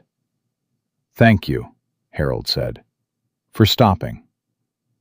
Jake looked at the hand on his wrist, the 70-year-old hand of a man who had pushed his wife out of the path of a car without thinking, the automatic reflex of 52 years of choosing her.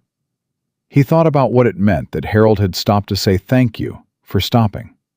The specific gratitude of a person who understood that stopping was a choice. Don't thank me, Jake said. He said it the way Delova had said it, and the way Whitfield had said it, and the way he had said it to Margaret. The refrain of the last 36 hours. The consistent response to gratitude from people who were standing where they were because someone had done what they should have done. That's the job. Harold's hand dropped back to the bed. Rex pressed against Jake's leg at the door, and they left the room together and walked down the hallway toward the elevator, and the afternoon, and the next version of a situation that was moving the way Delova had said it was going to move. In the elevator, Jake looked at Rex. Rex looked back. Administrative error, Jake said quietly. Rex's tail moved once. Yeah, Jake said. Me too. The elevator opened, and they walked out into the hospital lobby, and the afternoon was still going. The ordinary machinery of a Tuesday in a town that did not yet know what was about to happen to the arrangement that had been running it. And Jake and Rex walked through it, toward the lot and the cruiser, and the next call. The way they always walked. The way they had been walking for 18 months. As if the ground in front of them was exactly where they had always been headed. Because it was. It had always been. The warrants came through at 6:14 Wednesday morning. Jake was on his second cup of coffee at the kitchen table when Delova called. And the call lasted 40 seconds, because 40 seconds was all it took to convey the information that the state attorney general had signed 4 warrants simultaneously, covering Michael Caldwell's office, the Caldwell Development Corporation's financial records, Sergeant Alan Pruitt's personnel file and communications, and the DA's office case management system for the previous 7 years. Jake set the phone on the table and looked at Rex on the floor across from him. Rex looked back with the alert patience of a dog who had read his handler's energy shift and was calibrating accordingly. "It's moving," Jake said. Rex stood up. The arrests began at 7 o'clock and happened in the coordinated way that state-level operations happened, when they had been prepared carefully and executed simultaneously to prevent the individual components from warning each other. Michael Caldwell was taken from his home before he reached his office. Pruitt was taken from the precinct parking lot at the moment he arrived for his shift, which Delova had timed specifically because the parking lot had cameras, and Delova wanted the cameras. Marcus Teague was arrested at a motel in the next county where he had been staying since Whitfield's traffic stop, which told the investigators that Teague had understood on Sunday night that his position had become unstable and had made his own calculation about proximity to the situation. Jake was not part of the arrest teams. Delova had been clear about that. "Your role in this case is witness and documenting officer. You do not execute on matters that connect directly to your own testimony. That's not a reflection of your integrity. It's the protection of it." Jake understood. He stayed at the precinct, and he did his job. And he answered 3 calls before noon that had nothing to do with the Caldwell case, which was the nature of patrol work, which did not pause for the resolution of parallel events. A fender bender on Route 9, a domestic noise complaint on Birchwood that turned out to be a family argument about a television volume and was resolved in 6 minutes. A shoplifting report at the pharmacy on Main, where the shoplifter was a 14-year-old who had taken a sandwich and was hungry and not criminal, and Jake bought him the sandwich and sat with him until his mother arrived. Rex was with him through all of it. This was not notable. Rex was always with him, but Jake noticed it that Wednesday in a way that was slightly different from the way he usually noticed it. The dog's consistent presence at his left side, through a fender bender and a television argument and a hungry teenager. The same presence that had been beside him through a sedation log at a crime scene, and a review board, and a hospital room where a 70-year-old man thought about tomatoes. It was not a different presence. It was the same presence. That was the thing about it. Whitfield called at 11:30. "Pruitt is talking," she said.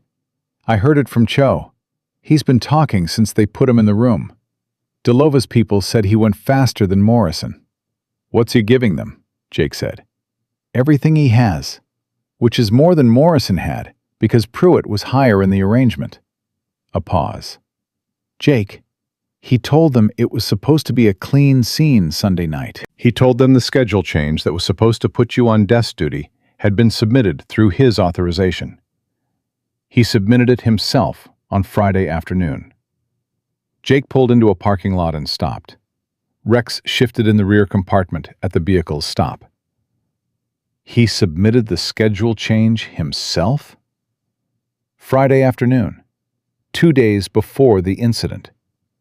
Whitfield's voice was the voice of someone delivering information they have already processed and are now delivering to someone who needs time to process it. He knew the incident was coming. He knew the location and the general timing. He submitted a schedule adjustment to remove the K-9 unit from the sector for that shift.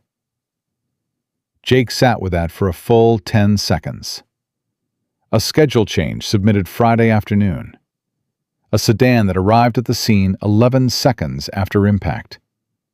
A sergeant who walked past a residential security camera without asking about it.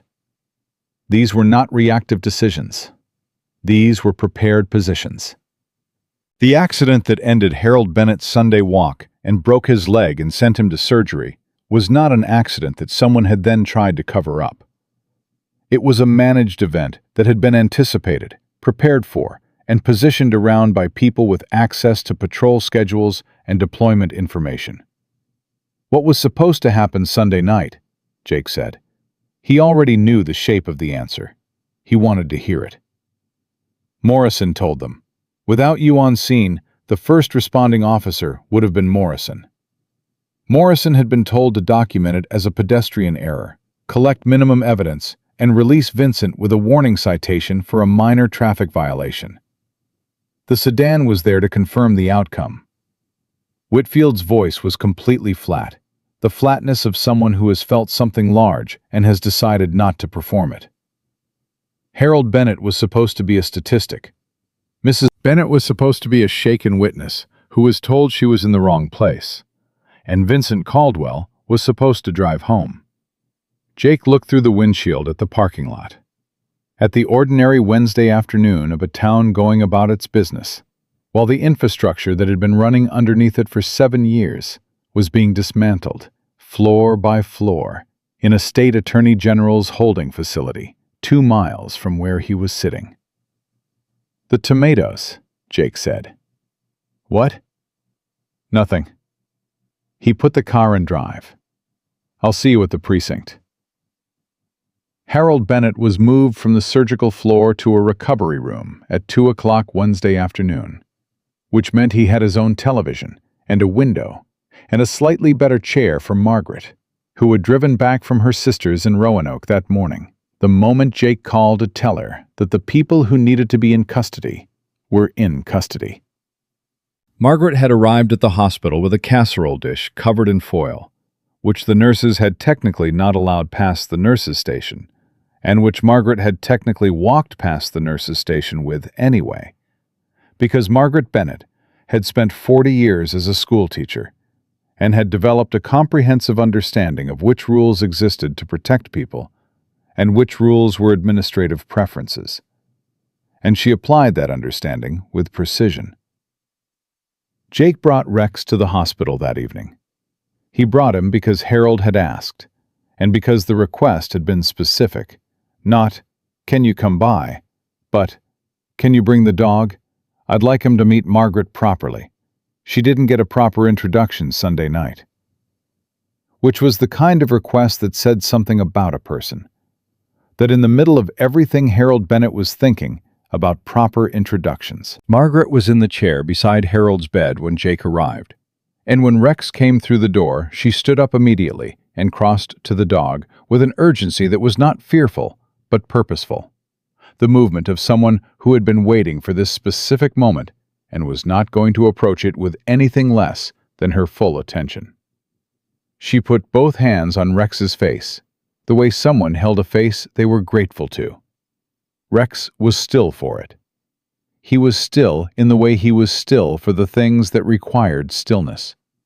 The way he had been still in Harold's room the day before. The weight of his full and total presence. "He found Harold," Margaret said. It was not a question. "He found Harold," Jake said. She kept her hands on the dog's face for a moment longer. Then she stepped back and looked at Jake. "I want to tell you something. I've been thinking about it since Sunday night, and I want to say it before more time passes." "All right," Jake said. "I have been married for 52 years to a man who has always been the kind of man who steps forward. In small ways, in large ways. Our whole life, he has been the person who stops when other people walk past, who stays when other people leave." She looked at Harold in the bed. "I thought that was rare. I thought he was unusual." And then Sunday night, a 25-year-old police officer with a German shepherd appeared on my sidewalk and looked at a very powerful and very angry man and said, "That's enough," and meant it.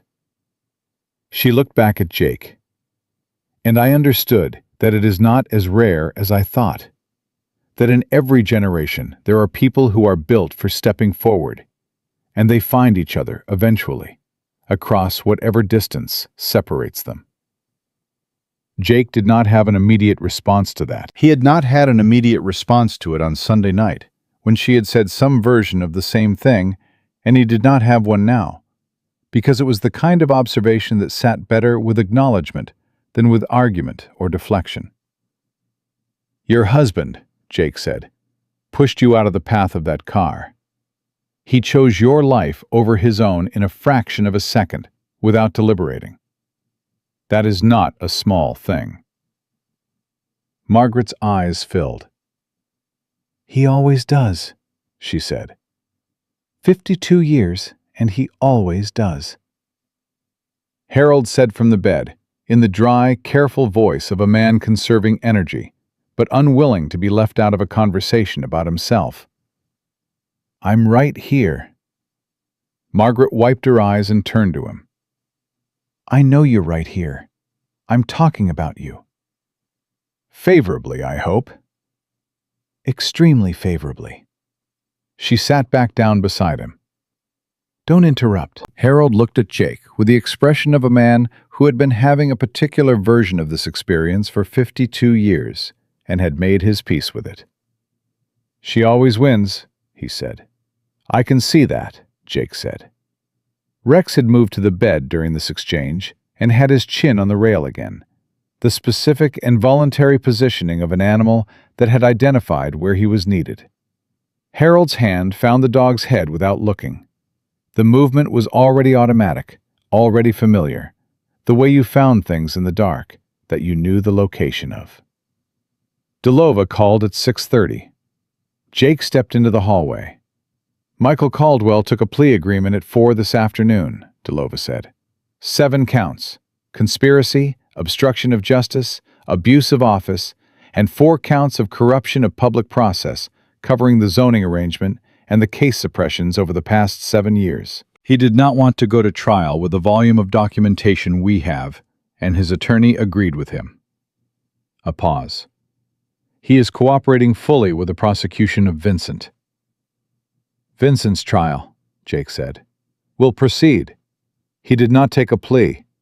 His attorney is proceeding to trial on the DUI with injury, assault and battery, and witness tampering charges. The additional charges connected to the arrangement are pending separate proceedings." Delova's voice moved at the same measured pace it always moved. "Your testimony will be required. Rex's certification records and the body cam documentation will be entered as evidence. George Carter will testify. Margaret Bennett will testify. Harold, if his recovery permits. The prosecution would prefer it, but will not require it. Margaret's testimony and the camera footage are sufficient." A pause. "Jake, the scheduling adjustment that Pruitt submitted on Friday, the one that was supposed to put you on desk duty Sunday night." "Yes, the administrative error that prevented it from going through. We tracked it." A pause that was longer than Delova's pauses usually were. "It was not an error. The adjustment was flagged automatically by the department's scheduling system because the change violated your contract's minimum field rotation requirement. The flag was supposed to go to Pruitt for override authorization. He did not authorize the override. We believe he overlooked the flag. Jake processed that. He sent himself the authorization request." "Yes, and apparently did not read his own flag notification. The system held the adjustment. You stayed on rotation." Delova paused again. "Pruitt built the mechanism that was supposed to keep you away, and then forgot to complete it." Jake thought about the administrative error. The flag that went to Pruitt's own inbox, the notification he had sent himself and had not read because people in arrangements that had been running smoothly for 7 years developed a specific kind of carelessness. The carelessness of people who had not experienced the specific consequences of their decisions, and therefore stopped fully attending to the details. He was undone by his own inbox, Jake said. He was undone by his own assumption that the system he was manipulating would behave the way he expected it to behave, Deleva said. Which is how these arrangements end, generally. Not dramatically. By oversight. Jake looked through the window of Harold's room. Margaret was reading something to Harold from a folded newspaper, and Harold was listening with his eyes half closed and his hand still on Rex's head. And the dog was doing what he did, being exactly where he was needed, with the full weight of his presence. Deleva, Jake said. The planning board vote. The zoning variance. What happens to it? The application is being withdrawn by Caldwell Development Corporation as part of the asset freeze connected to the financial investigation. The planning board chair has recused himself, pending a conflict of interest review. A pause. The east side parcel goes back to its prior status. Whatever was going to be built there won't be. Jake thought about the $43 million in contracts, the 7 years of arranged outcomes, the systematic machinery of a county-level arrangement that had moved money and decisions and prosecutorial choices in a specific direction for a specific benefit. All of it built on the assumption that the people it affected would not be seen, or if seen, would not be believed, or if believed, would not have evidence, or if they had evidence, would have it managed before it reached somewhere it couldn't be managed. 4 assumptions. Every one of them had failed. On a Sunday evening, on a sidewalk in Millbrook, every assumption the arrangement had made about an elderly couple on a Sunday walk had been exactly wrong. The trial began 6 weeks later. Jake testified on the 3rd day. He was on the stand for 4 hours and 40 minutes, the longest single testimony of the trial, and he answered every question with the specific precision of someone who had reviewed his documentation thoroughly and was not reconstructing memory, but confirming record. Rex's certification documents were entered as Exhibit 14. The body cam footage was entered as Exhibit 3 and played in full in the courtroom, and Jake watched the jury watch it with the attention of people seeing something that they had been told about, but are confronting for the first time as a visual reality. Exhibit 3 ran for 11 minutes and 40 seconds. When it finished, the courtroom was quiet for a moment that the judge allowed before moving forward. George Carter testified on day 5. He was in his suit again, the one that did not fit the way it had fit him 30 years ago, and he sat in the witness chair with the posture of a man who had testified before and was not intimidated by the architecture of the process. He described installing the camera. He described watching the footage the morning after the incident. He described calling the number he found through the department's public contact line and getting Jake's voicemail, and then trying the non-emergency dispatch line, and eventually reaching Jake directly. "Why did you call?" the prosecutor asked. "Because the police didn't ask me about my camera," George said. "A sergeant walked past my porch and looked directly at my camera and did not knock on my door. And I thought about why that might be." He looked at the jury. "I spent 22 years in the Marine Corps. I know what deliberate looks like." That man was not absent-minded. He was managing something. And when someone is managing something, the right response is to make sure whatever they're trying to manage doesn't stay managed. Margaret testified on day 7. She walked to the witness stand with the careful, deliberate walk of a woman who had been using a cane for 6 weeks, since the bruising on her hip from the mailbox had turned out to be more significant than initially assessed. And she sat down and looked at the jury with a direct, clear gaze of 40 years of standing in front of other people's children and expecting them to pay attention. She testified for 2 hours. She did not waver. She described the walk and the impact, and Vincent Caldwell's first words, which were not, "Are you all right?" but, "Why the hell were you in my way?"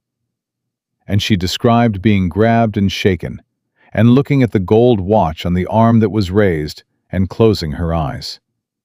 She described the voice that cut through the night and what it said, and what happened when it said it. "Did you feel safe when Officer Mercer arrived?" the prosecutor asked. "Yes," Margaret said. "Immediately. The moment he said, 'That's enough,' I felt safe. Not because I knew whether it would work. I didn't know whether it would work, but because I understood that someone had decided it was going to stop, and that person was not going to be moved." She paused. "Some people carry that certainty. Most people don't. He did. His dog did." "His dog," the prosecutor said. "Rex was standing right beside him. He didn't bark. He didn't lunge. He just stood there and looked at that man. And I watched Vincent Caldwell look at that dog, and something changed in him." Margaret looked at the jury. He believed the dog. Maybe he didn't believe the officer could make good on it, but he believed the dog. The verdict came on a Thursday afternoon. Guilty on all counts. Vehicular assault with injury. Driving under the influence with injury. Assault and battery. Witness tampering. 3 additional counts connected to his participation in the arrangement that his brother's cooperation had fully documented. Jake was not in the courtroom when the verdict was read. He was 3 blocks away on patrol with Rex, taking a domestic disturbance call that had come in at the moment the jury signaled it had reached a decision. And he had not been able to stay because the call was the job, and the job did not pause for verdicts. He heard it from Whitfield on the radio. "Guilty," she said. "All of it." Jake acknowledged the call and focused on the disturbance, which was a couple arguing about a contract dispute on a home renovation, and required 45 minutes of patient conversation before it resolved into something that was not an arrest, and was 2 people who had agreed to call their respective attorneys in the morning. When he cleared the call, it was 4:20, and the afternoon was beginning to move toward evening, and he sat in the cruiser for a moment, in the way he had sat in the cruiser on Sunday night on Elm and 4th, after he filed the arrest report, the specific stillness that followed from something completed. He called Margaret. She answered on the first ring, which had been her pattern every time he called since Sunday night 6 weeks ago. "I heard," she said. "Good," he said. "Harold heard it in his room. He cried." Her voice was steady, in the way that was not the absence of feeling, but its precise management. "He cried, and then he said, 'I wish I could have planted those tomatoes.'" A pause. "His physical therapist says he'll be able to use a cane by spring. I told him the tomatoes would be waiting." "Tell him the east side parcel isn't being developed," Jake said. "The zoning application was withdrawn. Whatever they were going to build over there isn't being built." A silence. Then, "He's going to want to know that." "I thought he might." "Jake," her voice shifted, "thank you. I know you've heard it from us more times than you can count, but I want to say it one more time, and I want to say it properly. Thank you for stopping. Thank you for staying. Thank you for being the kind of person who writes things down when a powerful man makes a threat, because you understood that what he said mattered, and that the record of it mattered." Jake looked at Rex in the rear compartment through the barrier. Rex was looking back at him, with the amber steady certainty that had been consistent through every version of the last 6 weeks, and had not changed, regardless of what those versions contained. "Mrs. Bennett," Jake said, "can I tell you something?" "Of course." "On Sunday night, before I pulled onto Elm and 4th, Rex was in the back of this cruiser, and the radio changed tone when the call came in, and Rex shifted his weight. That's what he does when the urgency changes. He reads it before I process it." Jake watched his dog watching him through the barrier. "I've been thinking about that. About the fact that every moment after that, everything that happened, everything that is still happening, started with a dog in the back of a cruiser, feeling a change in the air before his handler did." Margaret was quiet for a moment. What does that mean to you? It means that the things that matter are rarely the dramatic moments. They're the moments before the dramatic moments. The shift in the weight, the schedule adjustment that doesn't go through, the camera that someone installed because they were worried about their father being alone. He paused. The man who pushes his wife out of the way of a car because after 52 years, the reflex is simply there. Harold would be glad to hear that, Margaret said softly. Tell him the tomatoes are waiting, Jake said. And tell him I'll come by Sunday. If that's all right. That is very much all right, she said. He ended the call and put the cruiser in drive, and Rex settled in the rear compartment with the low shift of weight that meant they were moving, and he was ready. The same shift that had preceded every call in 18 months of partnership.